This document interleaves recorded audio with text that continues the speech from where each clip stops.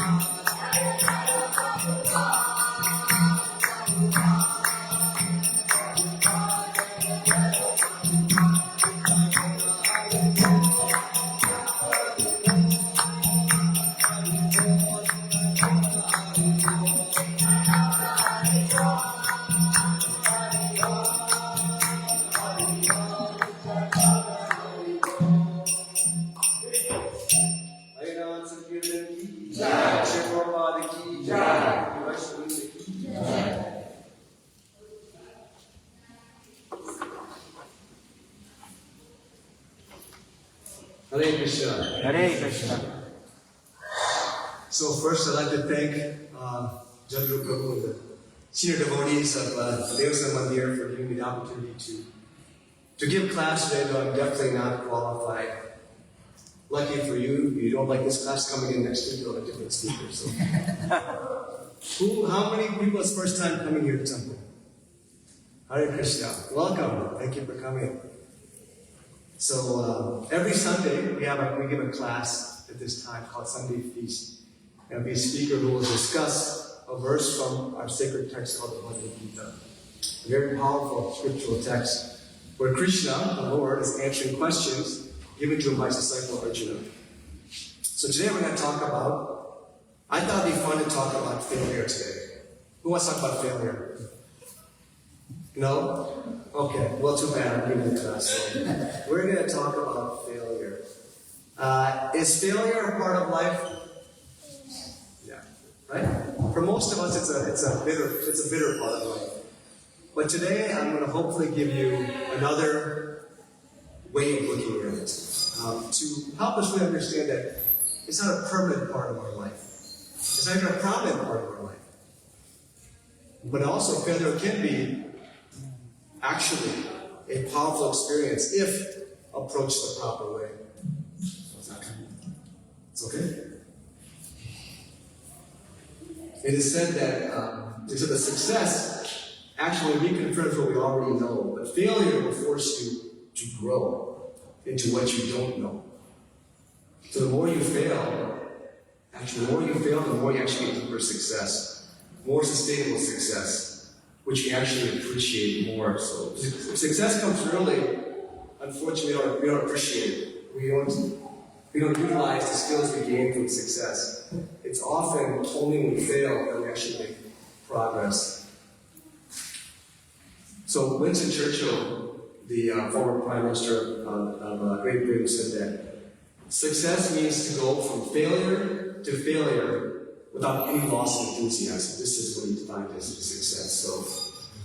So just for full disclosure, this whole lecture I basically copied from different ISKCON speakers from YouTube. So, I kind of put it together. I thought it was very, very interesting how we have many, many discussions on this topic of failure, and I thought it would be very interesting. So, we're going to talk about failure. You ready? Yes, okay. So, let me start with a question. You pay attention to it, didn't you? So, what are you delaying in life because of fear of failure? Anyone want to share with her delaying in life or fear of failure? Not everybody at once now. No one wants to share? Okay. Well, keep this thought in your mind. Think about this as we go through this class, because we're going to ask this question again at the end, and hopefully you'll have a different perspective on what it is that you're fearing to do because of failure. So I'd like to share with you some perspective of failure that comes from this Bhagavad Gita that we talked about. And we know the Bhagavad Gita is actually an ancient scriptural text, so you may say, what can ancient scriptural text teach me about failure in this present time? It's an old book. It has nothing to do with today's problems. But the Bhagavad Gita actually talks about the world we're living today. It actually gives examples of things that we deal with every day and how we navigate those issues. So we're going to read from chapter 2, which is called Contents of the Gita Summarized. And we're going to read text 48. So if you want to pull up on your Veda-based app, you can, or you can just listen to me. So I will read the Sanskrit first.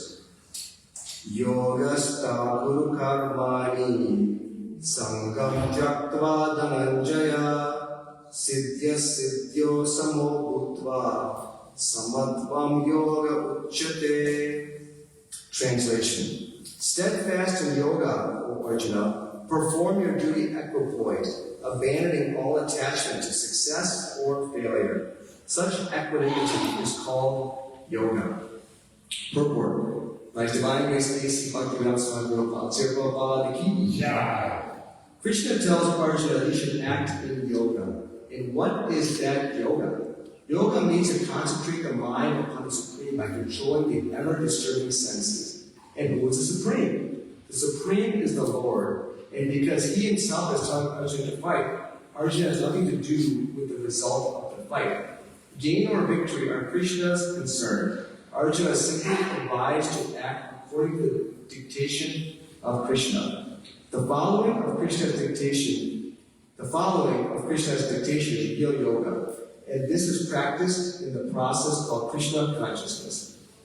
By Krishna consciousness, only can one give up the sense of proprietorship.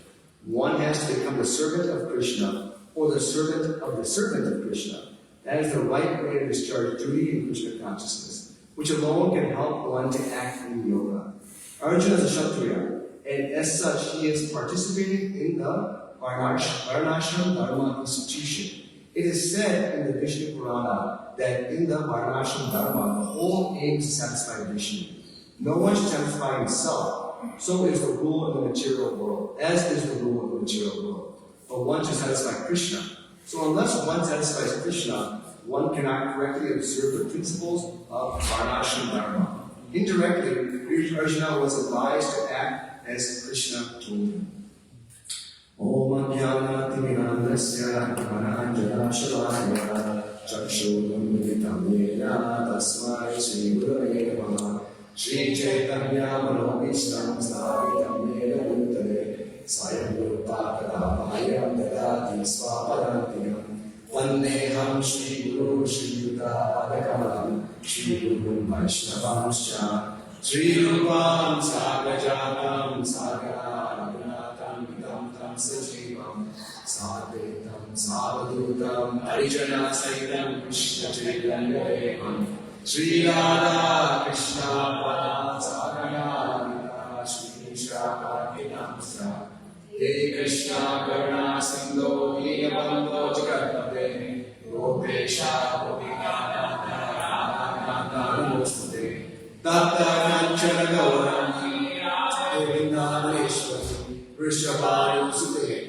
Ramami Hari Vanchakapati Vishya Vasim Vevacha Bhaginana Bhavebhyo Vaishnavebhyo Namo Namaha Shri Krishna Chaitanya Prabhu Nityananda Shri Advaita Srivasari Gaura Bhakta Hare Krishna Krishna Krishna Hare Hare Hare Rama Rama Rama Hare Hare. So I'll read the translation one more time. Steadfast in yoga, O Arjuna, perform your duty equipoise, abandoning all attachment to success or failure. Such equanimity is called yoga. So, here this Bhagavad Gita is being spoken between Arjuna and Krishna. And where is it spoken? Anyone remember where it's spoken? In a battlefield. Right? On a battlefield. So the battlefield is very active. It's like a metaphor of life. Like life is something like a battlefield, right? But the actual battlefield is actually much more difficult than our life battlefield. So the things that Krishna talks about in this battlefield, the challenges Arjuna is facing, the stakes are very high. Things he's talking about are even going to they're taking place in the battlefield, they help him out in the battlefield, they're actually going to help us out as well, because they can be relevant anywhere to relevant in the battlefield. So Krishna again says in this verse, perform your duty, it's an equipoise, abandoning all attachment to success or failure. So Krishna is telling Arjuna that if you are totally okay with failure, then you can actually experience life to its fullest. Seems like a paradox, right? Who wants to be totally okay with failure? But to get the most out of life, Krishna is saying you'd be okay with failure. So actually, if you think of the world, the world's actually full of paradoxes. And one of the paradoxes I always think of is, sometimes you have to go slow to go fast. You heard that before? Go slow to go fast. Sometimes the less information we consume, the more wise we are. If you better understand your own mortality, your own death, then you understand your life better. So sometimes you think about death, you want to talk about death, but understand your death that's coming, you can actually make more of your life. And so the one we're going to dive in today is this embracing of failure. The more you fail, the better you'll be. Your better position you'll be when you find success, when success comes. Those who fail more actually succeed more because they approach failure in a very different way. And in today's session, at the end of today's session, our goal will be that we will all be totally okay with failure. Sound like a good goal? And by doing this, we'll all achieve great, amazing things in our life. So I'm going to share examples of people who have embraced failure, and hopefully we can take some lessons from their journey. So, are we all okay talking about failure still? We're good? Okay. Now we're going to go for it. We're going for failure. So the first thing about failure to understand when it comes to failure is not final. So failure is not the end. We sometimes think of failure as, when I fail, I'm done. I'm defeated. There's nothing more to do. It's the last chapter in my book. But actually, failure is just a point in all of our journey. And we realize this, that this is just a spot in where we are going completely. It'll change our whole mindset of how we think about failure. And we can realize there's life beyond this failure. So many of us, we have opportunities in life. We have doors that are open in our life. And sometimes these doors start to close one by one. Maybe they all close at once. And then we're wondering, is this the end? Is this the end of my journey? But failure is never final. How many of you heard the term karma before? Karma. Like, what does karma mean? Karma means we have reactions we are destined to have based on our past actions. So we have to receive these actions. So our acharyas, our spiritual teachers, speak of life as a kind of a weaving of these points of karma and also our own free will. So at any moment, we are experiencing certain destinies that are due to our karma. And sometimes part of that destiny is failure. I think you would say failure. But however, in the midst of all this failure in life, there's always what we call free will. We have the power to make a choice. And if we make the right choice, we have the right mindset, then we can open up unlimited new destinies in our life. So failure is not final. It's just a point in our journey. There's a gentleman, have you heard of a gentleman named Brian Acton? You know who Brian Acton is? So he's one of the founders of WhatsApp. We all know what WhatsApp is, right? I thought it was very interesting. You know WhatsApp has 2 billion users today? Wow. That's 1 of every 4 people who live in this world have WhatsApp. So in 2009, Brian Acton was working at Yahoo. And he decided he wanted to make a change, he wanted to try something new. So he went to Twitter and he asked for a job. For an interview, went the whole process, an interview, you had to go all the stages, and he didn't get the job. So what did he do? He actually wrote on his Twitter, he said, let me find it, "That's okay, would have been a long commute." So he took the failure with the right mindset. Okay, it happens, I got rejected. What can I do? So he moved on, and 3 months after that, he applied at Facebook. And much like Twitter, went through the whole process, didn't get the job. And he said in his Twitter account, "Facebook turned me down. It was a great opportunity to connect with some fantastic people. Looking forward to life's next adventure." Did Brian actually cry about his rejection? Just continued moving on. He explored more. He innovated more. And then he came up with WhatsApp. And the amazing thing was, in 2009, he interviewed at Facebook and didn't get the job. In 2015, he went back to Facebook, but not for an interview, for a business proposition. He sold WhatsApp to Facebook for, do you know how much? $19 billion. Not a million, $19 billion. So what can we learn from this short mind acting. Failure is not final. So when these paths are closing, if we stay focused, we stay positive, we can actually understand that many new doors are opening in our life. You've all heard of Roger Federer, a tennis player? So Roger Federer gave a commencement speech, I think it was this year, at Dartmouth, and he made this, he said this quote, that he said he played in 1,526 matches. And of those matches, he won 80% of his matches he ever played. But he actually only won 54% of his points. So he basically lost every other point he played. So Federer said, in other words, every top-ranked tennis player wins barely more than half of the points they play. When you lose every other point on average, you learn not to dwell on every shot. You teach yourself to think it's only a point.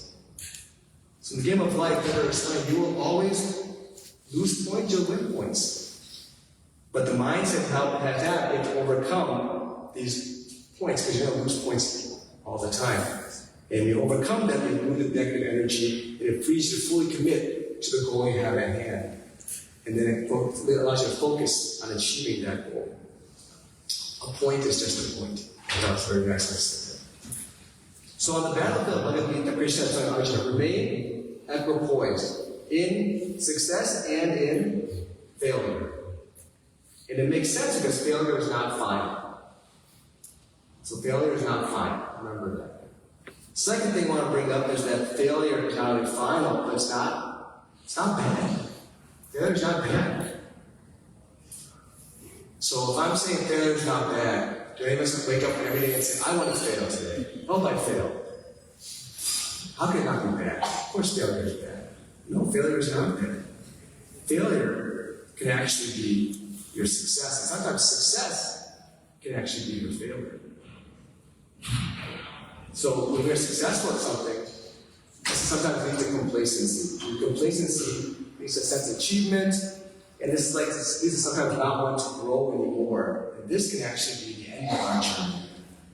Anyone ever seen someone who's had a lot of success, they stop, and they just kind of sit where they're at, and that's all they do. Become complacent. In failure, however, we have to sometimes develop some urgency. Because I can't just keep failing, I have to get urgency, because we develop a hunger sometimes to improve, to grow. This can move us forward and allow us to evolve into a greater version of who we are right now. Success can sometimes make us proud. And sometimes lead to pride that stops us from learning from others. Failure, on the other hand, can generate humility. When we fail, we have to become humble. Success can actually also lead to one becoming attached. Sometimes we're successful at something, we just want to stay there. We don't want to give the comfort, the security of what we're doing. I have a safe, secure job. Why would I give that up? I don't want to do greater because I'm successful here. I have a position, I have a such and such so-and-so. I don't want to give that up. It stops our growth. Failure brings us detachment. When you fail, you don't lose. Nothing to leave behind, nothing to give up. And detachment actually can lead to a certain level of freedom that we can actually explore more things that are actually even more amazing. I want to share I'll share a funny anecdote, if you allow me. So it was probably 2017, 18. I can't remember which year it was. So I fancy myself a good singer. I always thought myself a good singer. So I was like, okay, any chance I used to get a chance to, if I get to sing, I like to sing. And it was 2018. We were coming back from the mountain after we stopped at the Farmington Temple. It was right before Gora Arati, 7 o'clock Arati. And there was no one was really there. So I said, okay, let me sing 7 o'clock Arati. And as I started to sing, people started coming in. I'm like, oh, okay, I have a crowd coming out, I can really start to sing. And I just forget out all the lyrics. Everything. And I'm sitting there, and nothing's coming up. So I'm looking for my phone to find if you can find something on the phone, it's very hard if you find it on the spot. Looking for the lyrics, I can't find it. Look at my kids, like, give me a phone, can't find it. They're just watching me fail out there. They're enjoying it, actually. They're enjoying it, having a good laugh. Even the pujaris that we have, they're like, what are you doing? In the middle of our thing. So, I mean, it was probably 3 minutes, but it felt like 45 minutes. I couldn't find which lyric I was on, I didn't know what, it was bad. And it was humorous. I mean, at the time, I was like sweating bullets. And then when we're done, my kids made a good laugh at my expense driving back. How did you forget? I just couldn't remember. We're driving back, it's humorous, and from that moment, initially I was a little bit nervous, but after that, I realized it can never be any worse than that. It just can't be worse than that. I always fell flat on my face, and the crowd got bigger and bigger, I got worse and worse. And so I was like, okay, it can never be as bad as that. To the point now, when I say, if anyone asks me to do anything, I just say yes. Because I figure it can't do any worse than I did at that day. And which allowed me to sing at, I would say the most fun moment I had was when I sang the kirtan at the Delhi temple in probably last year, I think it was. It was a huge crowd. It was Christmas time, and they had asked me to sing. I was really nervous, but you know what, let's do it. And in fact, at one point, I actually forgot a lyric at that point, but somehow nobody noticed. I think people noticed it's the same thing. But I completely paused for about 3 seconds. It felt like 20 minutes. But it was okay. So the point is simply that failure from 2017, 18 gave me the confidence that what I got to lose. It can't be any worse than that. Now, I don't recommend you all just purposely do that to yourself. It's not fun. But it'll build up a little bit of your backbone to do some things. So the point of all is that failure gives us a very unique gift. And if we receive this gift, understand that failure is never going to be that bad. You can make lots of progress. This failure enabled me to actually create a beautiful future, being able to sing at different points in different places. And for all of us, these failures, if understood properly, will actually create a very beautiful future. Have you guys ever heard the term, I think it's pronounced wrong, it's a Japanese style of pottery. It's called kintsugi, Kintsugi. Have you heard this before? Yes. So kintsugi, I'm sure I'm saying it wrong, is this Japanese pottery where when they're making a pot and a crack occurs in the pot, instead of fixing the crack, they'll actually allow the crack to exist, and they fill that crack in with gold. So at the end, this pottery has these artifacts, these cracks, that are filled with gold. And this is what actually gives the pottery its beauty.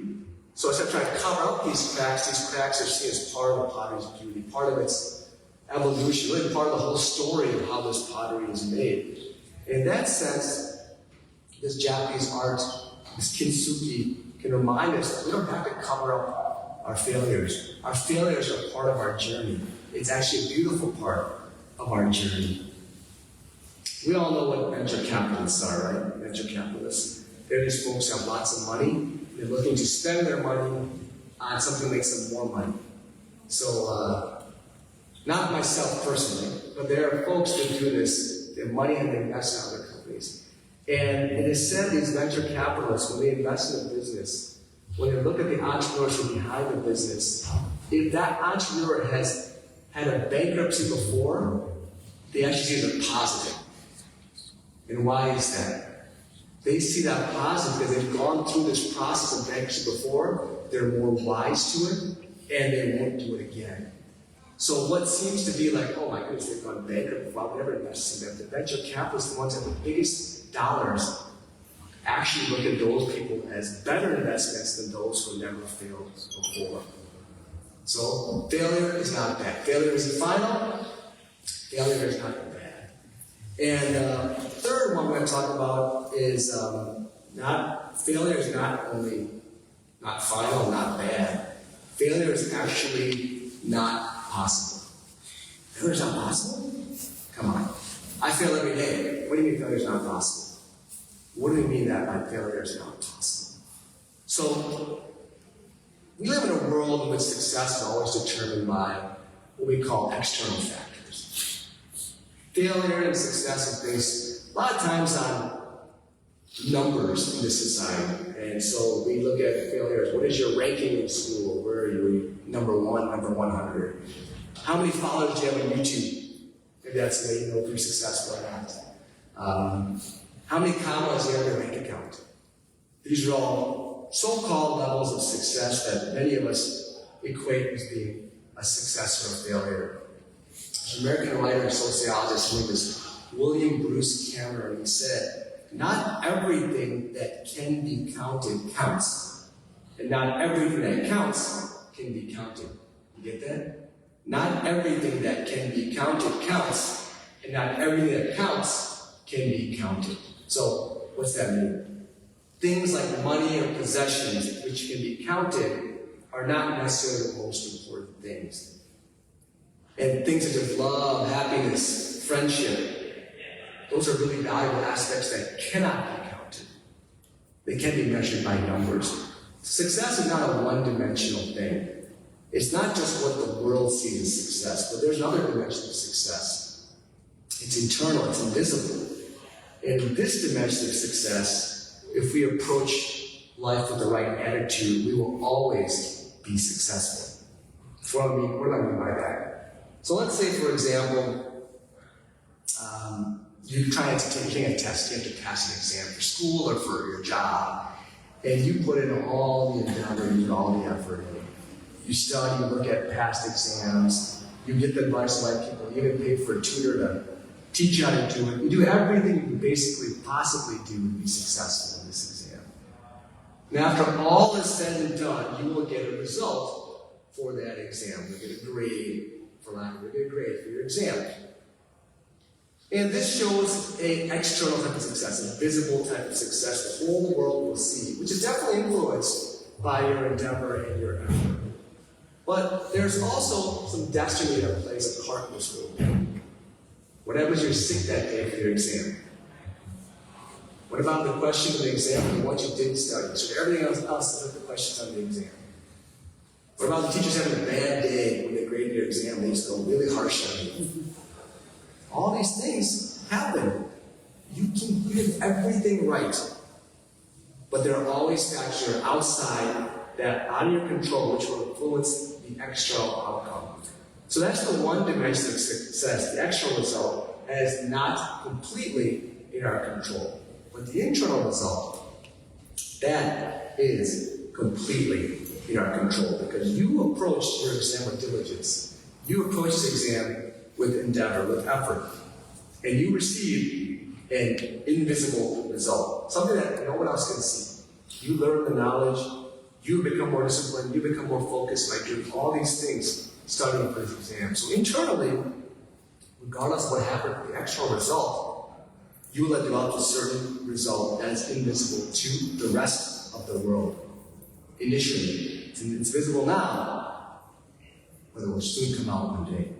So this effort is dependent exclusively on you, on your endeavor and your effort. So in the Bhagavad Gita, Krishna tells Arjuna about this concept. It's called Karma Yoga. Anyone know what Karma Yoga is? What is Karma Yoga? Shalom. The actions. Actions? What is action? What about actions? Your service. Your service to the You're doing action, but what about the actual result? Yes. That's a little different. You're actually doing karma yoga, you're doing no attachment. You're detached from the result. You're doing work, detached from the result. In other words, you put your best result, you put your best intention in, and the result is whatever happens. You're okay with the result, but you're going to put your best effort, your attention in. So try to do the best we can, regardless of what the actual result is, success is guaranteed. So Gita teaches us at our deepest level, you can never be a failure. You can never be a failure. Because if you do things with a noble spirit, internally, you'll always be a winner. So that's good to know. The success may not be so recognizable to the external world, but that's okay. Because internally, you have this success that eventually will be seen by the external world. So our goal at the beginning of class today was for all of us to be okay with failure. Krishna tells Arjuna to abandon all attachment to success or failure. So hopefully we can all do this moving forward, understanding that failure is okay. We began this class by asking the question, what are we holding back on life due to failure? Possibly due to the possibility of failure. What do we avoid pursuing? What are we limiting ourselves from due to fear of failure? And what risks are we not taking due to failure? Mark Zuckerberg, the founder of Facebook, said the only strategy that's guaranteed to fail is not taking risks. So not taking risks. So taking a risk is risky, but not taking a risk is also risky. So everything we do in life, whether it's activity or inactivity, is still a risk. The most progressive people in life don't allow their life to be controlled by fear of failure. Well, what they do allow their life to be driven by and inspired by is that possibility of success. Nelson Mandela said, "May my choices reflect my hopes, not my fears. And my choices reflect my hopes, not my fears." So let's not let the fear of failure, drive our decision making. So remember, we're discussing fear is never final. Fear is not bad. And in fact, fear is not even possible. I'm sorry, fear. Failure is not final. Failure is not bad. And ultimately, failure is not even possible. So here we are in the battlefield. Krishna said, Arjuna, be equipoised in failure or success. Such equanimity is called yoga. So we have to talk about one specific person when it comes to failure and failing forward. Who are we going to talk about? Not me, I'm going to be Srila Prabhupada. Let us talk about Srila Prabhupada. So, from an external material perspective, Prabhupada's life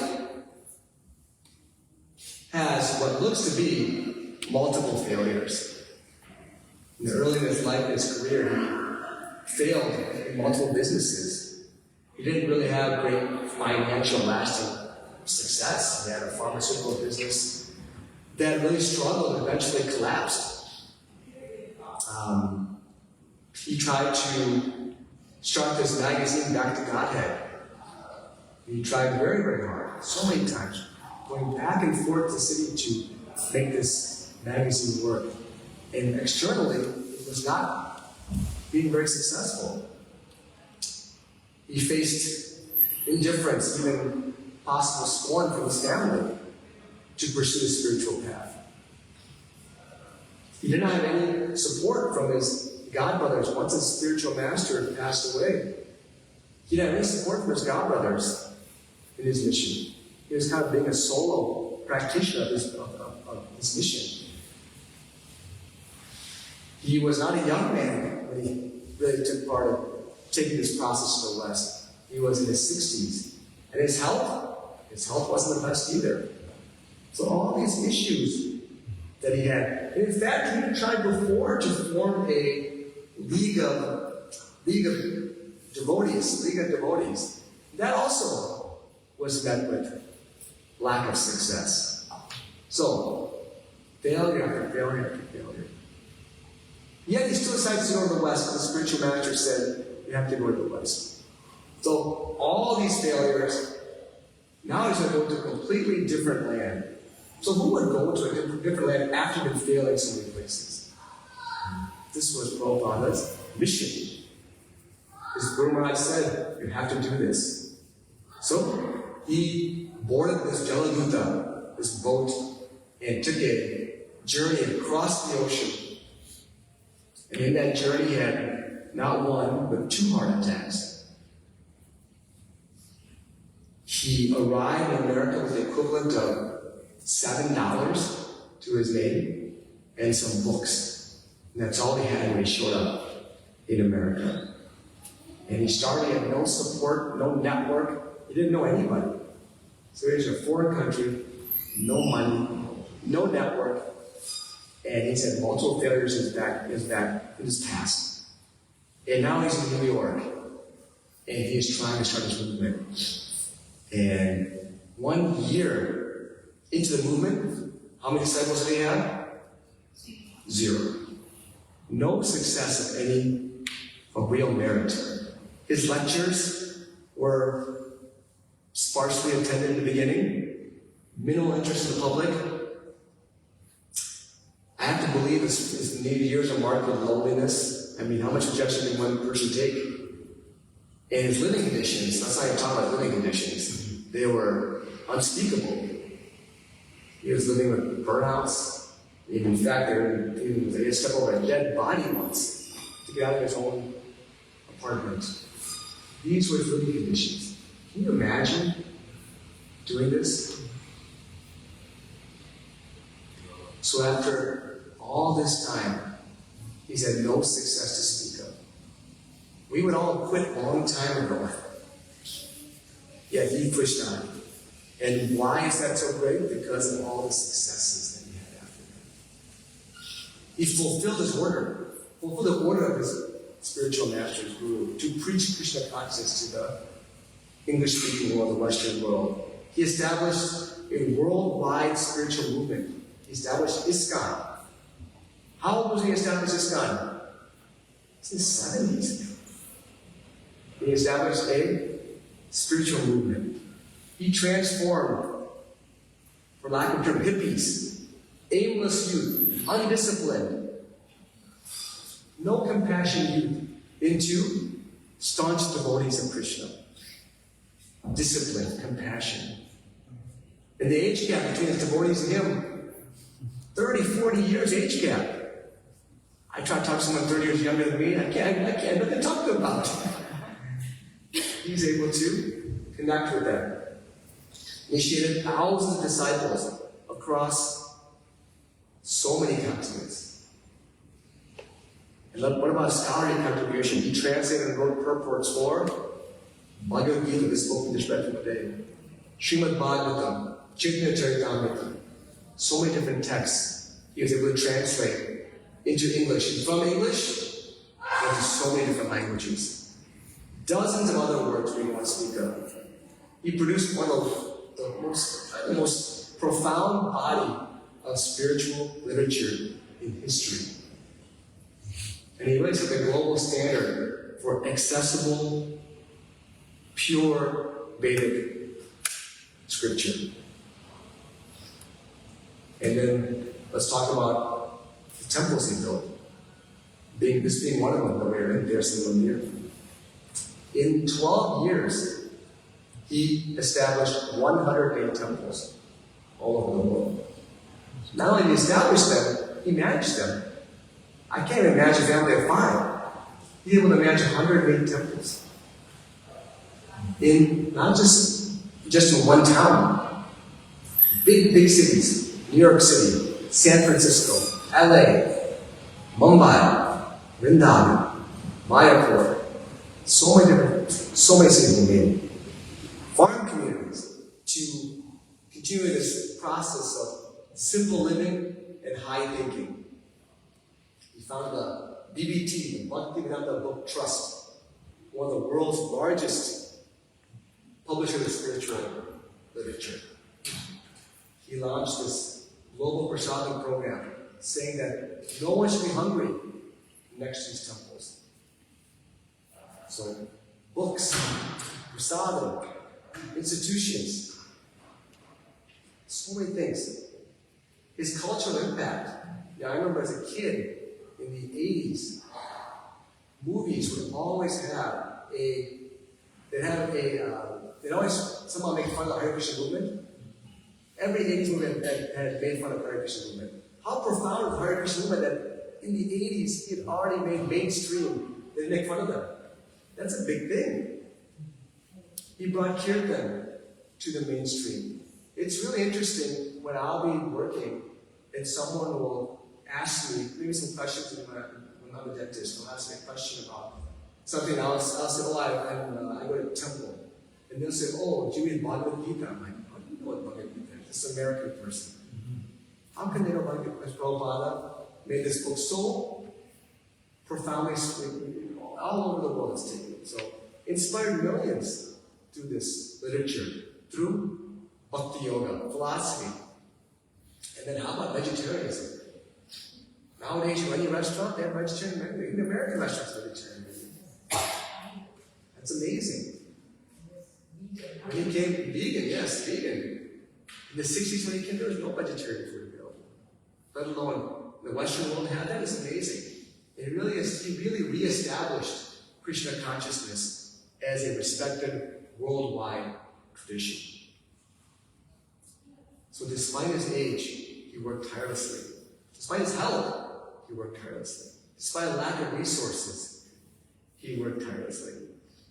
He showed this perfect detachment, this yoga, attachment to Krishna, not worrying about the result.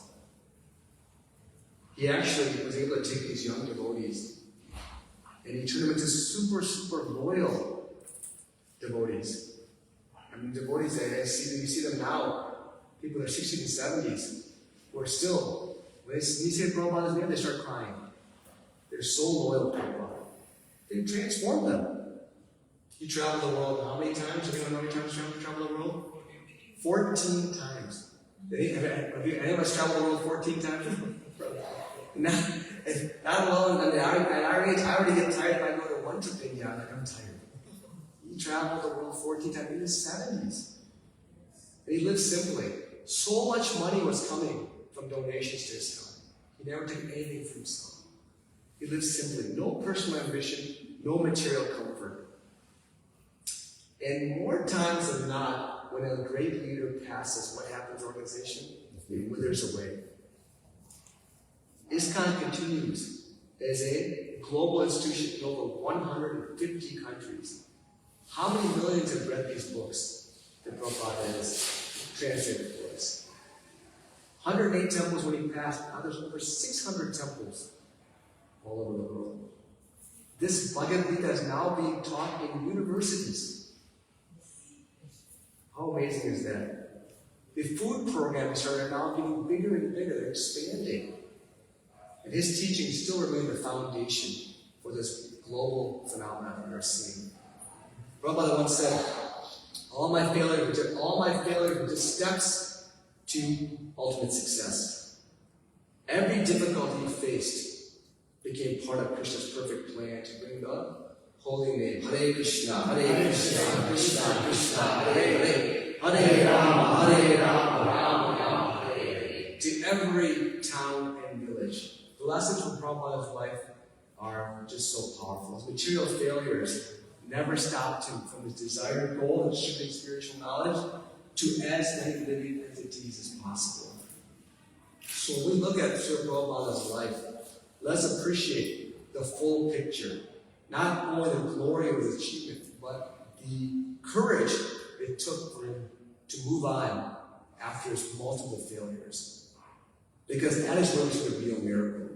Not just in what he accomplished, but how he went about accomplishing it. No money, no support, no institutional backing. He did complete surrender, unwavering determination, and pure love for Krishna and pure love for his spiritual master. So when we face our own struggles, which we will, and disappointments, which we will, we can remember Srila Prabhupada, his life shows us that Krishna has a plan for all of us. It will always unfold perfectly, even though it may seem imperfect to us. The path may not be clear, but it will always be perfect. And from apparent failure came a rise of a spiritual revolution that continues today. This is the glory of Srila Prabhupada. Pure devotee who turned every obstacle into service and every setback into success. It's interesting to think that if Srila Prabhupada actually succeeded materially, he may never have gone to the West. But because he depended fully on Krishna, he accomplished what no one else could. Prabhupada's life, I think of Prabhupada's life all the time because he was able to reach me, a very fallen soul, and bring me out of the darkest of ignorance. And for that, I am forever indebted to Srila Prabhupada. Hare Krishna, Krishna Krishna, Hare Hare, Hare Rama, Rama Rama, Hare Hare. Thank you very much. Srila Prabhupada ki jai. Anyone have any questions or thoughts they'd like to share?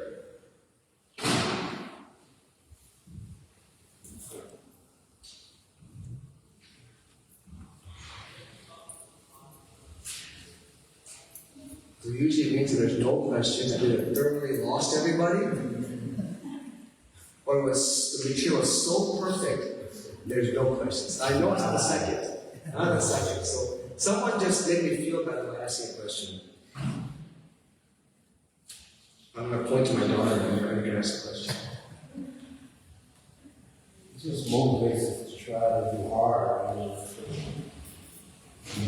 What's that, bro? Motivates us to Be more diligent in our service. Yes. Prabhupada's life. That's what that's called. Nasty. Tenacity. Yes. Prabhupada's life is definitely tenacious. Determined, never gives up.